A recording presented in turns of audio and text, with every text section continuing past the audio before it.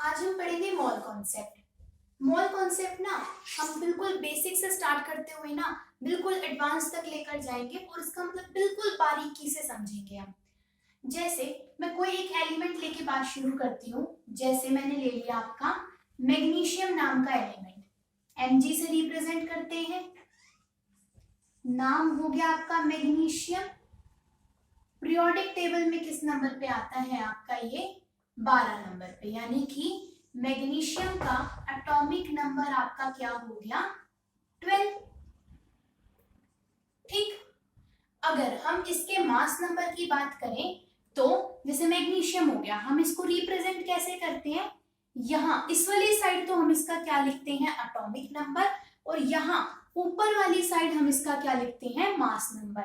यानी अगर आपको किसी एलिमेंट को रिप्रेजेंट करना है तो हम कैसे रिप्रेजेंट करते हैं। मान लिया हमने कोई भी एलिमेंट लिया x, नीचे उसका क्या लिखा जाता है एटॉमिक मास, और ऊपर उसका क्या लिखा जाता, सॉरी नीचे आप उसका लिखते हो एटॉमिक नंबर और ऊपर आप उसका क्या लिखते हो एटॉमिक मास। जैसे मैंने यहाँ पे लिख दिया, इसका क्या हो गया एटॉमिक नंबर और यहाँ पर हम उसका क्या लिखते हैं एटॉमिक मास। जैसे मैंने यहाँ पे लिखा मैग्नीशियम क्या हो गया, किसी भी जैसे मैग्नीशियम क्या हो गया, मैग्नीशियम का सिंबल हो गया Mg, उसका एटॉमिक नंबर हो गया 12 और मास नंबर उसका क्या हो गया आपका 24।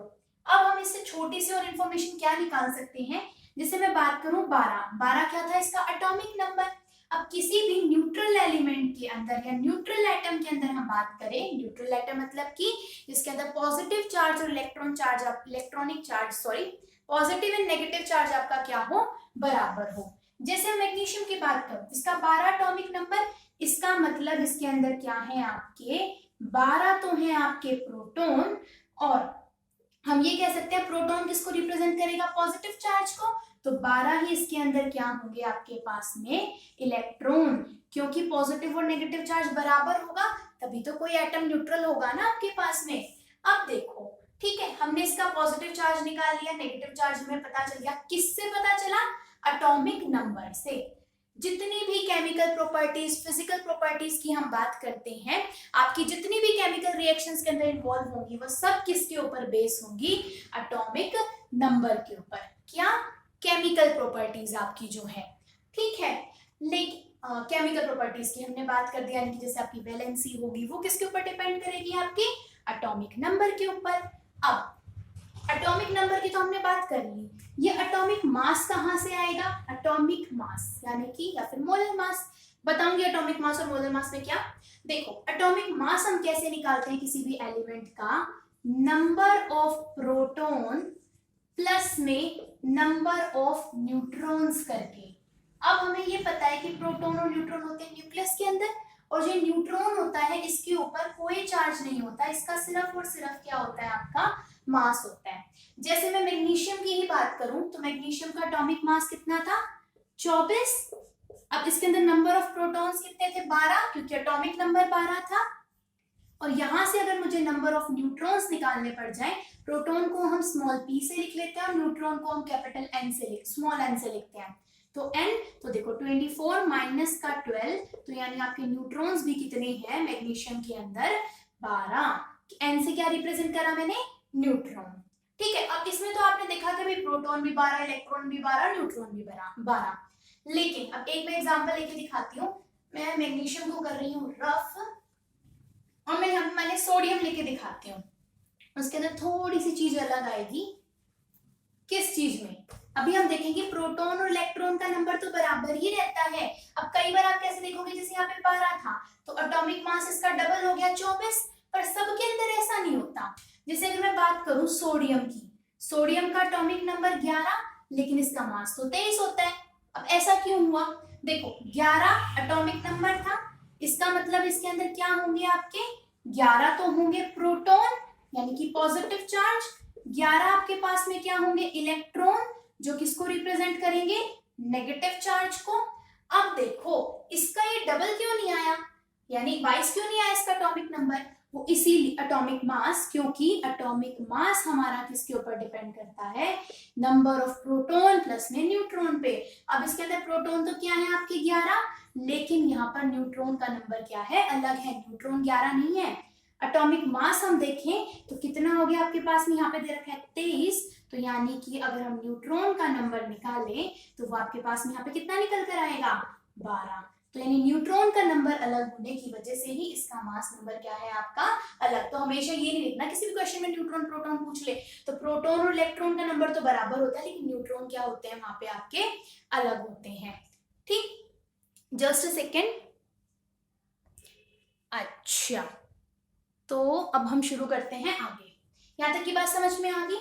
अब हम आगे चलते हैं। एक मैंने वर्ड बोला था एटॉमिक मास, और कहीं कहीं पे लिखा हुआ होता है मॉलिक्यूलर मास, मोलर मास नहीं होता है आपके पास में। मोलर मास और एटॉमिक मास में छोटा सा डिफरेंस है, और वो क्या है अभी हम देखेंगे। देखो भाई जल्दी से रफ हो जा। देखो,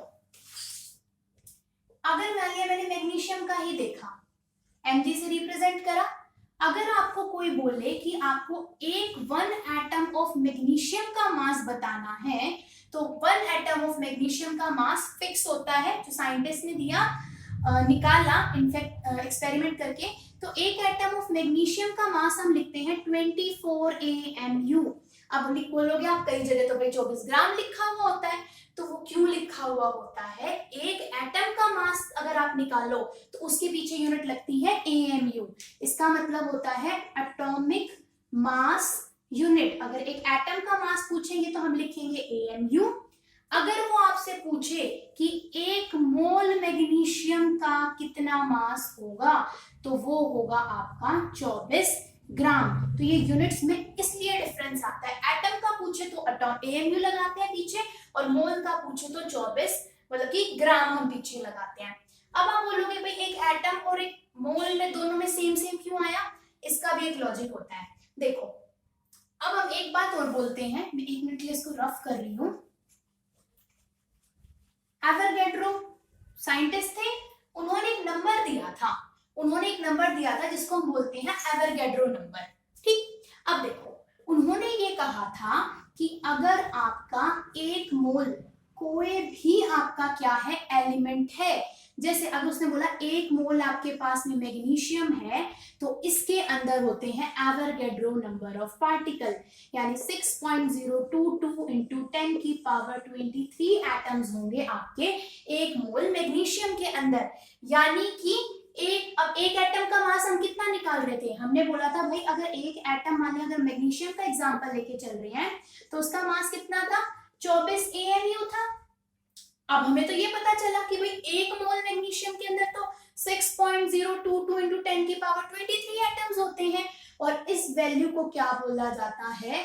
एवोगाड्रो नंबर। क्योंकि एवोगाड्रो नाम के साइंटिस्ट ने ही कहा, पता लगाया था कि भाई एक मोल मैग्नीशियम के अंदर इतने आपके एटम्स होते हैं। सिर्फ मैग्नीशियम के अंदर नहीं, कोई भी आपका एटम आ जाए, कोई भी हम एलिमेंट की बात करें, तो उस एलिमेंट के अंदर इतने एटम होते हैं एक मोल के अंदर। ठीक है, एक मोल मैग्नीशियम के अंदर भी इतने एटम्स। अगर वो आपको बोल दे सपोज कि एक मोल क्लोरीन है, तो उसके अंदर भी आपकी जो नंबर ऑफ पार्टिकल्स हैं ये इतने ही रहने वाले हैं, इनके अंदर कोई चेंज आपका नहीं आएगा। ठीक, अब हमने बोला कि भाई एक एटम मैग्नीशियम का मास तो 24 AMU था। अब एक मोल के अंदर इतने हो गए एटम, और अब इतने सारे एटम्स जो होते हैं इनका मास आपके पास में निकल कर आता है 24 ग्राम। मैं मैग्नीशियम का एग्जांपल लेके चल रही हूँ। अगर सोडियम होता तो वहां पे 23 ग्राम आता, क्लोरीन होता तो 35.5 ग्राम आता, ऑक्सीजन होता तो उसके अंदर 16 ग्राम आपका आता।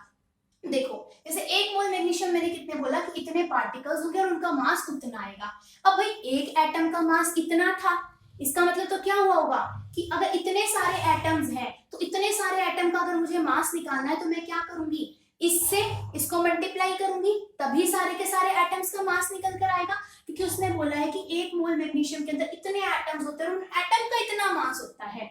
तो वो कैसे निकल कर आता है? जब आप AMU को यानी एटॉमिक मास यूनिट को आप ग्राम में चेंज करते हो, तो एक AMU आपका बराबर होता है 1.611 इंटू 10 की पावर -24 ग्राम के बराबर।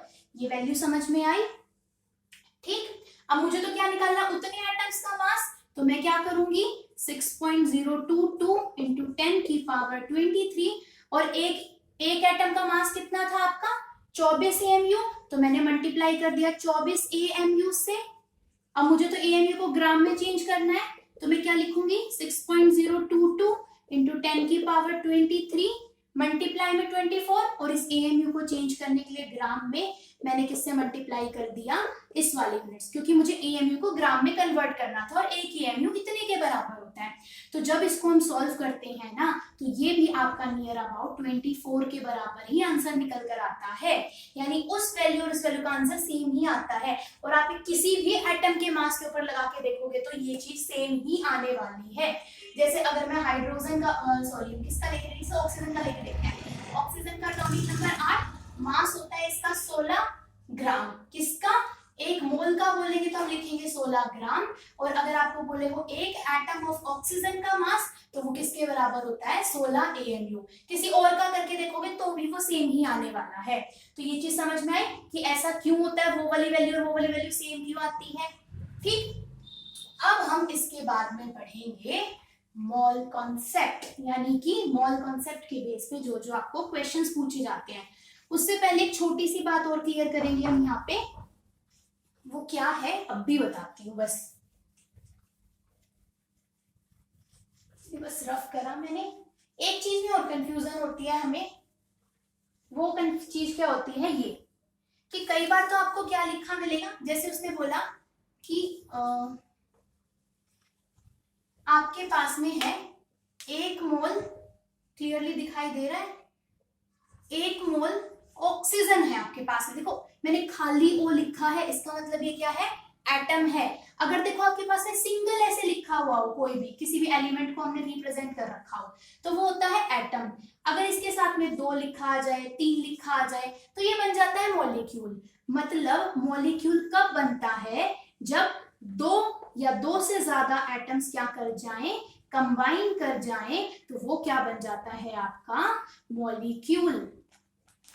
Combine to form a molecule, ठीक है। यानी जब 2 या 2 से ज्यादा एटम्स कंबाइन करते हैं तो वो क्या बना देते हैं आपके मॉलिक्यूल। एक चीज क्लियर हुई। अब आपको कहीं कहीं पे क्या लिखा मिल सकता है, आयंस भी। आयंस कौन कौन से होते हैं, या तो किसी के ऊपर पॉजिटिव चार्ज हो या फिर नेगेटिव चार्ज हो।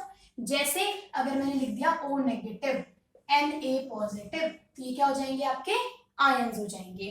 ठीक, तो ये चीज क्लियर हुई। अब अगर मैंने बोला 1 मोल ऑक्सीजन, तो ये एटम की बात कर रहा है, तो 1 मोल ऑक्सीजन के, अगर ऑक्सीजन को आप एटम की फॉर्म में रिप्रेजेंट करें, तो 1 मोल O के अंदर, ऑक्सीजन एलिमेंट के अंदर आपके पास में होते हैं 6.022 इंटू 10 की पावर 23 एटम्स। ये चीज क्लियर हुई। देखो यहाँ लिखा मिलेगा एटम, अगर वो एटॉमिक फॉर्म में, एटॉमिक फॉर्म क्या होती है, जो सिंगल प्रेजेंट होता है आपके पास में। अगर वो बोल दे 1 मोल ऑफ ऑक्सीजन गैस, अब O2 किसकी फॉर्म में आ गया, मॉलिक्यूल के फॉर्म में, तो ये बराबर होगा 6.022 इंटू 10 की पावर 23 मॉलिक्यूल्स के बराबर, क्योंकि मैंने यहाँ पर भी क्या लिया है, मॉलिक्यूल। अगर वो बोल दे आपको जैसे कि 1 मोल ऑफ क्या है आपके पास में, Na पॉजिटिव, तो ये क्या है आपके पास आयंस, तो ये कितने के बराबर होगा 6.022 इंटू 10 की पावर 23 आयंस के बराबर। अब समझ में आया ये एटम मॉलिक्यूल आयंस क्यों ऐसा ऐसा लिखा हुआ होता है, वो इस चीज के ऊपर डिपेंड करता है। ठीक है, अगर वो लिखा मिल जाए वहां पर आपको जैसे कि 1 मोल ऑफ NaCl, अब NaCl तो कोई क्या हो गया, कंपाउंड हो गया, तो इसके अंदर हम यहाँ पे क्या लिखेंगे, कितने नंबर ऑफ पार्टिकल्स प्रेजेंट होंगे, तो यहाँ पे क्या लिखा मिलेगा 6.022 इंटू 10 की पावर 23 पार्टिकल्स। तो ये चारों वैल्यूज क्लियर होगी कि कब हमारे पास में क्या चीज लिखी हुई मिलती है। ठीक, अब हम चलते हैं आगे।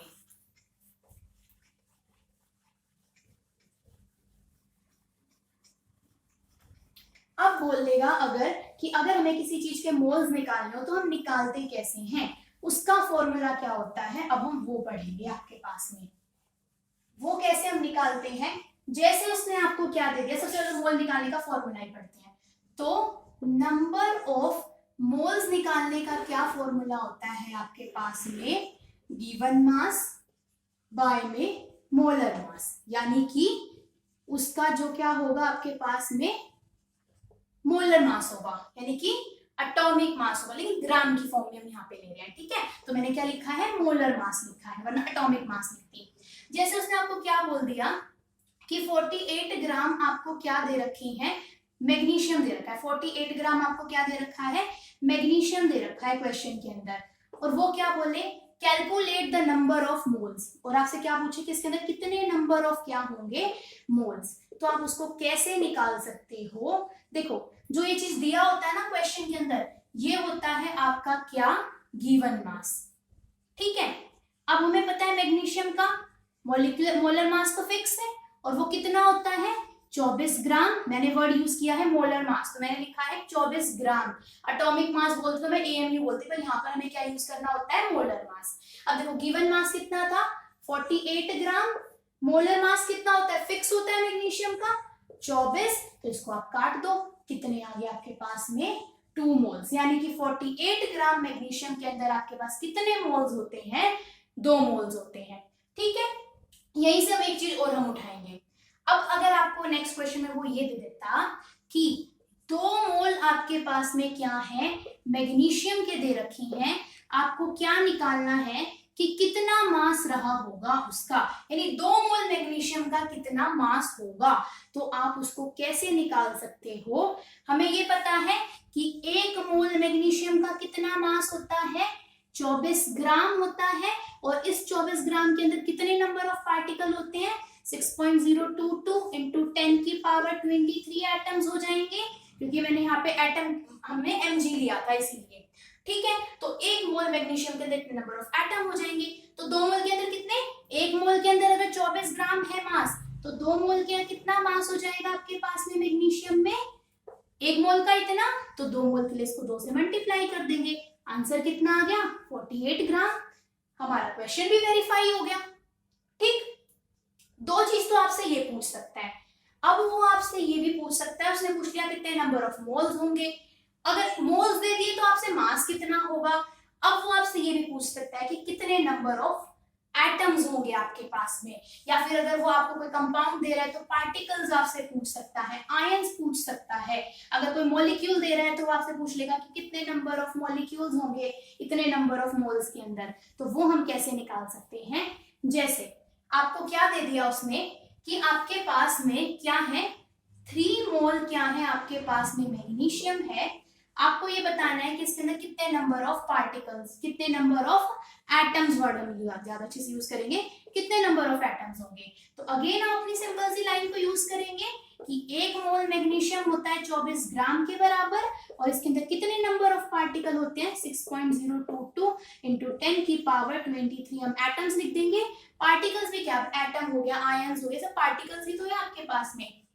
हाँ, बट आयंस इंडिपेंडेंट एग्जिस्ट नहीं कर सकते। अगर 1 मोल के अंदर इतने पार्टिकल, तो 3 मोल के अंदर कितने हो जाएंगे, 3 मल्टीप्लाई में 6.022 इंटू 10 की पावर 23। अब हम आंसर निकाल सकते हैं, 3 2 6, 2 6, 3 6 18, तो आपका कितना आ गया, 18.066 10 की पावर 23 एटम्स आपके पास में आ गए। ठीक है, यहाँ पे अगर इसको राउंड ऑफ और करना चाहें तो हम एक वैल्यू को आगे ले आएंगे और ऊपर से हमारी एक वैल्यू और बढ़ जाएगी, यानी कि यहाँ पर तो इतने एटम्स हो जाएंगे। ठीक है, एक चीज आपसे वो पूछ सकता है ऐसे। ठीक है, यहाँ तक की बात। और क्या आपसे पूछ सकता है वो, बस ये वाली लाइन याद रखनी है हमें। अब मैं ना किसी और एटम का लेके मतलब किसी और एलिमेंट का हम वर्ड यूज करते हैं यहाँ पे। जैसे उसने आपसे क्या दे दिया, अब उल्टे हम यूज करेंगे। जैसे उसने आपको क्या दे दिया कि 3.011 इंटू 10 की पावर 23 आपके पास में क्या है।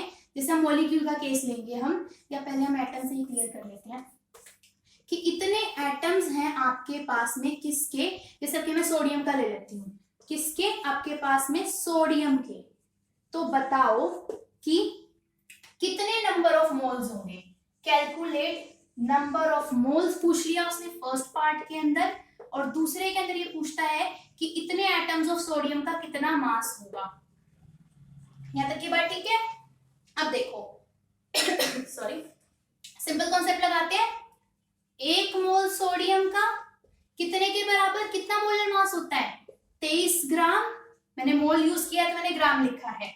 और कितने पार्टिकल, पार्टिकल तो सब में फिक्स ही होते हैं, 6.022 इंटू 10 की पावर 23।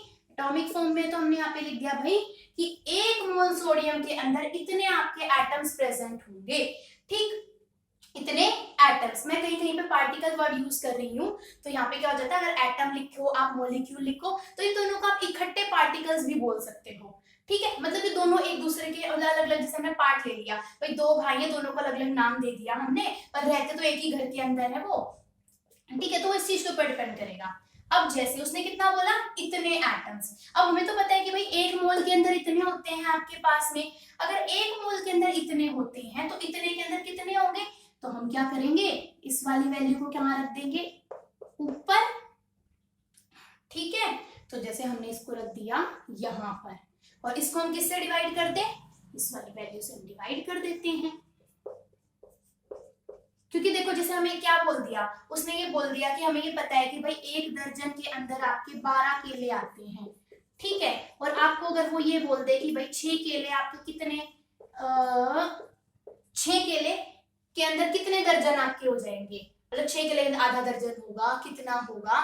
ठीक है, तो हम क्या कर देते थे, हम 6 को ऊपर रख के 12 से डिवाइड, तो कितना आ जाता था 1.2, यानी कि आधा दर्जन। ठीक वैसे ही हमने यहाँ पे करा, इसको मैं इससे काटूंगी तो कितना बच जाएगा, 3.011, 2 जा कितना होता है 6.011, 6.022, तो कितना आ गया 1.2, यानी कि 0.5 मोल हो जाएंगे आपके पास में, किसके, सोडियम के।